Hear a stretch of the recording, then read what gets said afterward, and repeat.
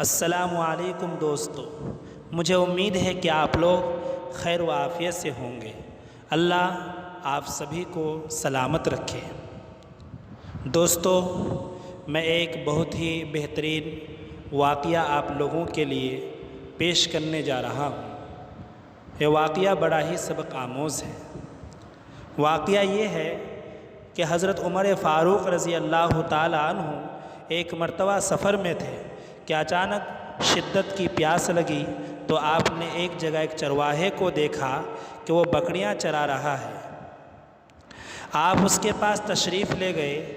آپ نے اسے دودھ طلب کیا، مگر اس نے عذر کر دیا کہ میں مالک نہیں اور بغیر مالک کی اجازت کے مجھے اس میں تصرف کا حق نہیں۔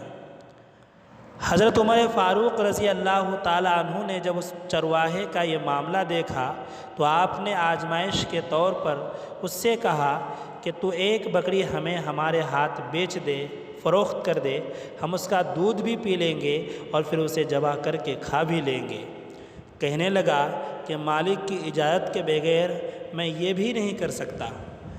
حضرت عمر فاروق رضی اللہ تعالیٰ عنہ نے فرمایا، سوچ لے، مالک کو یہ دیکھ تھوڑا ہی رہا ہے اور پھر اچھی خاصی رقم تیری جیب میں چلی جائے گی، تیرا بہت بڑا فائدہ ہو جائے گا اور ہمارا کام چل جائے گا۔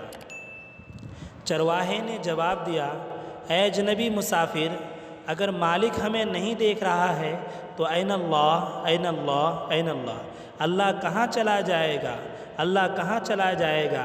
یعنی اللہ تو دیکھ رہا ہے، ہمارا پروردگار تو دیکھ رہا ہے، ہمارے مالک کا مالک تو دیکھ رہا ہے۔